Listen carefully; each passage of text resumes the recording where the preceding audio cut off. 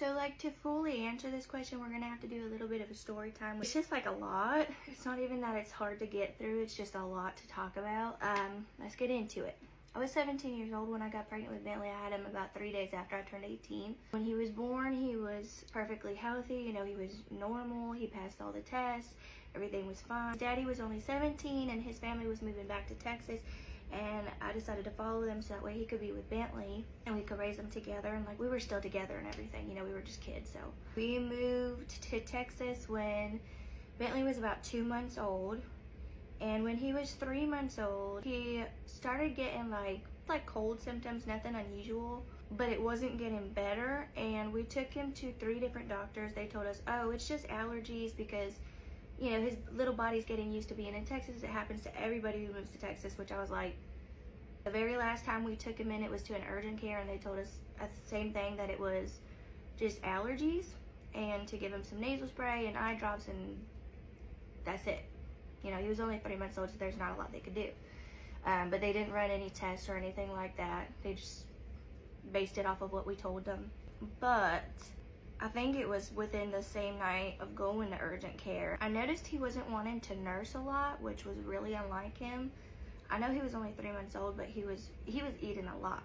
And he was sleeping all day, which again, he was only 3 months old. So at first we didn't really think anything of it, but then I was like, okay, no, he normally wakes up to play at least a little bit a couple times a day, so this is just weird. That same night, we were sleeping in bed. It was really hot. He had a really high fever. It was 103. My mother-in-law at the time was like, throw him in the lukewarm bath to get him to cool down instantly. Like, he just needs to cool down. Because we had tried Tylenol previously and nothing was affecting it, the fever. So we threw him in the lukewarm bath and nothing really happened. He started vomiting, so we're like, okay, you know what, let's just go to the emergency room. So we drive him to the emergency room. We're there for hours. Again, the only thing they did was give him Tylenol. They were like, oh, he probably just has a cold. There's nothing you can do because he's so little, so we'll just give him Tylenol and let him rest. But as he was laying on the bed in the emergency room, he started seizing. I had no idea like what it was going on. Like, I thought he had fallen asleep because his eyes just closed and he was just kind of laying there, and then he started shaking. And my mother-in-law actually has epilepsy. She has cerebral palsy and a lot of health issues, so she knew what a seizure looked like. She instantly was like, he's having a seizure, go get the doctor. So we rushed to get the doctor, and the doctor's like, he's not seizing, he's sleeping, let him rest, he needs to rest. She goes, no, he's seizing, he's having a seizure right now, that's why he's shaking like that. And he said, no, it's probably from the fever, he's just cold, you know, got the fever chills. She was like, no, that's a seizure, I know seizure, and that's a seizure. They didn't want to listen, so we ended up requesting a hospital transfer. We transferred from that hospital to children's hospital that was like 30 minutes away. We rode in the ambulance, and the entire ambulance ride he was seizing. He did not stop. Even the EMS people were saying, okay, yes, this is a seizure. So I was like, okay, great. You know, like, I'm terrified. I've never gone through anything like this in my life. This is my first kid. I just turned 18 years old. Like, we're exhausted and just like scared. When we get to the children's hospital, one of the doctors comes running to meet us, like Bentley getting out of the ambulance, and he took one look at Bentley and he said, I know what he has. I think we can help him. I was just like confused, like, how are you just looking at him and just like know what he has? But okay, I don't care, just save my boy. We get him into the hospital. They immediately do a spinal tap, blood work and all that. And the spinal tap comes back and they said that he had streptococcal pneumonia, which is a rare, I don't know if it's rare now, I think it was rare then, I don't know. But it's a form of bacterial meningitis. It was in his blood, it was in his brain, it was in his spinal fluid. It was just eating his little body up. And we still don't know how he got it. They said it was probably just unlucky that a carrier he passed by or something gave it to him, or he touched something somebody touched, and we don't know.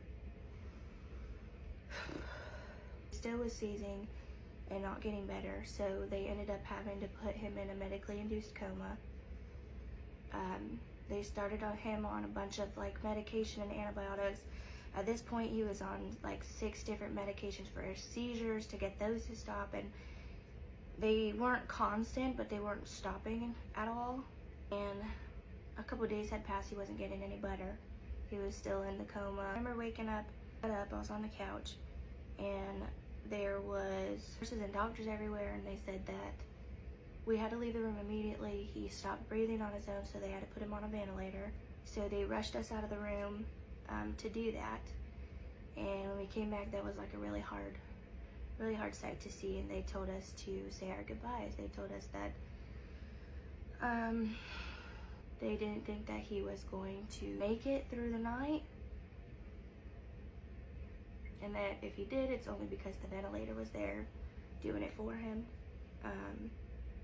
But basically that the meningitis had just won. So that same day, we had the chaplain from the hospital come up, and we had him baptized in his little hospital bed. Both me and his dad were not really religious at the time. I mean, I grew up a Christian, but you know, I fell off as a teenager and never really looked back. So we kind of just did it to make his grandmother happy. But we got desperate. I wasn't ready to say goodbye to him. I wasn't ready to say goodbye to him. I don't think any of us were. Like, who's ready to say goodbye to their children, you know? That night, me, his dad, and my mother-in-law were sleeping at the hospital together. We didn't plan on falling asleep, you know, because we wanted to spend every little minute with him, but we had been up for days at this point, and we're exhausted, and it just came over us, I guess, because we all fell asleep basically on top of each other on the couch. I remember waking up, and it was pretty late at night, and I walked over to his bed, and I just looked at his little body laying there. He was still seasoned. He had wires out of every little part of his body. So many, it got to the point that we could not hold him or pick him up anymore, and then the ventilator, you know, it just, everything. I walked over to his bed and sang him a little song that I was singing him every night, grabbed his little hand, and I don't know what came over me, but I just begged God. I did not bow my head, I did not close my eyes, I just begged God. I looked up to the ceiling while I was holding Bentley's hand, and I said, if you're real, save my little boy.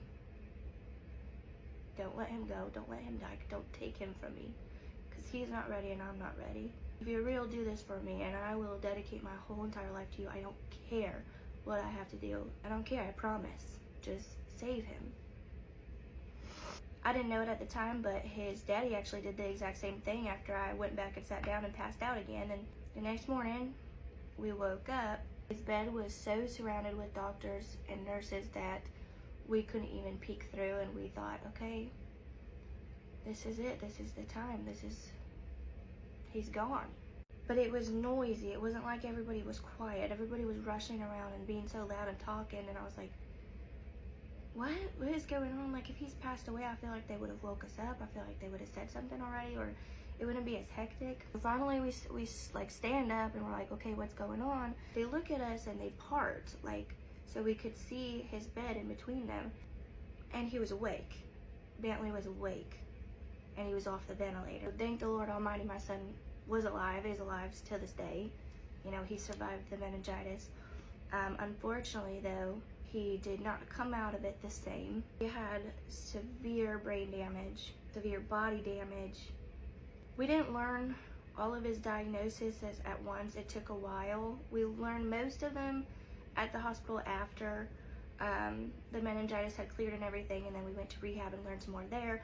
But we also like learned some later on in life. I think he didn't stop getting diagnosed until he was like 4 years old. Because of the meningitis, the brain damage and all that, he has intellectual developmental delay, which is formerly known as retardation. He has cortical vision impairment, so he is legally blind.